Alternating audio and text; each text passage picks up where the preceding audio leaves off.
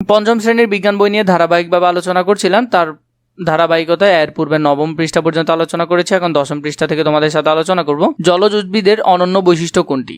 সাধারণত এটা হলো যে বায়ুকুটুরি থাকে, এটা হলো ওদের অনন্য বৈশিষ্ট্য জলজ। এরপরে খতে বলেছে মাংসাশী প্রাণীর প্রধান বৈশিষ্ট্য কোনটি। মাংসাশী প্রাণীর প্রধান বৈশিষ্ট্য হলো যে এদের তীক্ষ্ণ দাঁত। তীক্ষ্ণ দাঁত থাকার কারণে ওরা কি করে, মাংস ছিঁড়ে খেতে পারে। শ্বাসমূল কোন উদ্ভিদে পাওয়া যায়। সুন্দরী গাছে শ্বাসমূল পাওয়া যায়। তোমরা এখান থেকে উত্তর করবে এটা। খতে বলে এরপর 2 নম্বরে নিচের শব্দগুলো থেকে সঠিক শব্দ দিয়ে শূন্যস্থান পূরণ করি। জলজ উদ্ভিদকে পানিতে ভেসে থাকতে সাহায্য করে কি, বায়ুকুঠুরি। এটা হবে 1 নাম্বারটা, বায়ুকুঠুরি। আমরা যদি এখান থেকে দেখি, প্রথমটা হলো যে কি বায়ুথলি বা বায়ুকুঠুরি। এরপরে যদি দেখি পরেরটা, তীব্র ঠান্ডায় প্রাণীর দেহে গরম রাখে, চর্বির স্তর কি রাখে, গরম রাখে। তাহলে 2 হবে চর্বির স্তর।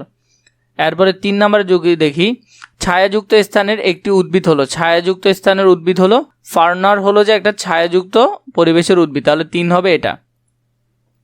তাহলে এই যে 1, 2, 3 এই 3টার উত্তর তোমরা এখান থেকে সুন্দর করে লিখে ফেলবে।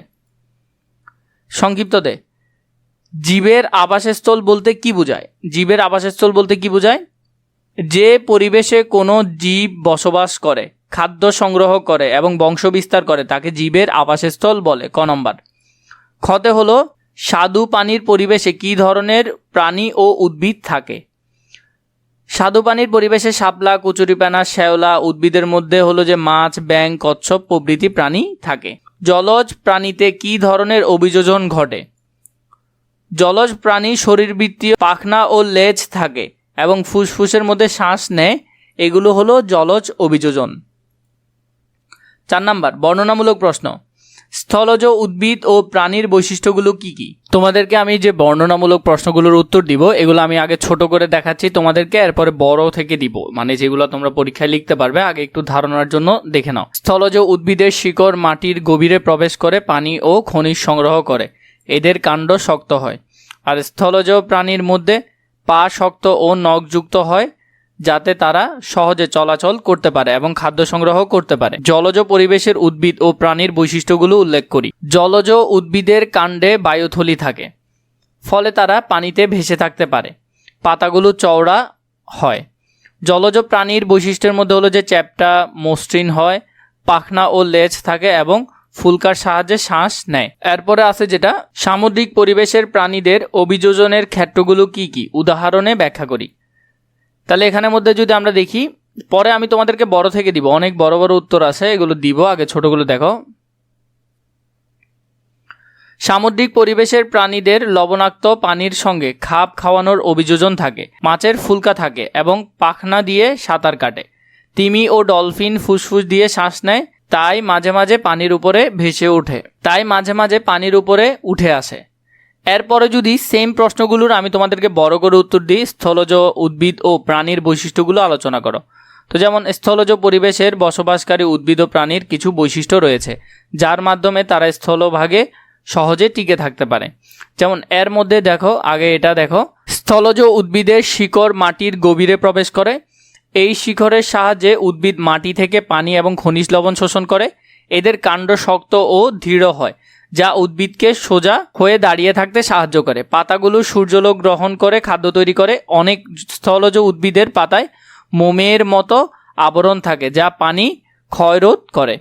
তো এরপরে যেটা দেখবা, স্থলজ প্রাণীর দেহে গঠন চলাচলের উপযোগী। এদের পা শক্ত এবং নখযুক্ত হয়, যাতে তারা দৌড়াতে, হাঁটতে এবং শিকার ধরতে পারে। অধিকাংশ স্থলজ প্রাণী ফুসফুসের মাধ্যমে শ্বাস নেয়। শীত প্রধান অঞ্চলে স্থলজ প্রাণীদের দেহে লোম এবং চর্বির স্তর থাকে, যা দেহকে উষ্ণ রাখে। 2 নম্বর বর্ণনামূলক প্রশ্নের যে বড় উত্তরটা দিয়েছি, জলজ পরিবেশের উদ্ভিদ এবং প্রাণীর বৈশিষ্ট্য। জলজ পরিবেশে বসবাসকারী উদ্ভিদ এবং প্রাণীর বিভিন্ন ধরনের অভিযোজন হয়।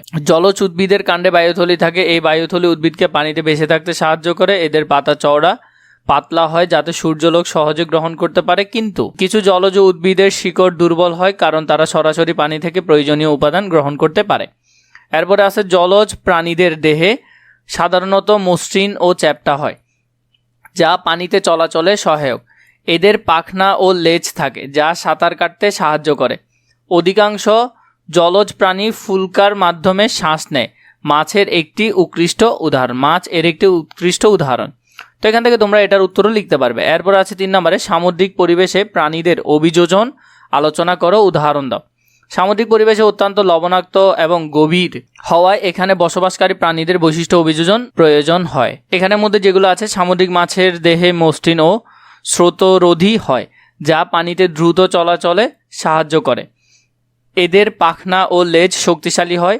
ফুলকার মাধ্যমে শ্বাস নেয়, এদের একটি গুরুত্বপূর্ণ অভিযোজন। এটি সামুদ্রিক মাছ দেহের অতিরিক্ত লবণ বের করে দেওয়ার জন্য বিশেষ ক্ষমতা রাখে। তিমি ও ডলফিন সামুদ্রিক প্রাণী হলেও তারা ফুলকার পরিবর্তে ফুসফুসে দিয়ে শ্বাস নেয়, এজন্য তারা নির্দিষ্ট সময় পর পর পানির উপরে উঠে আসে। এদের দেহে পুরু চর্বি স্তর থাকে, যা ঠান্ডা থেকে এদের দেহকে রক্ষা করে। তো এইভাবে করে তোমরা এই আনসারগুলো সুন্দর করে লিখে ফেলতে পারবে। এছাড়া অন্যান্য অধ্যায় যদি প্রয়োজন হয় নিশ্চয়ই আমাকে কমেন্ট করে জানাবে।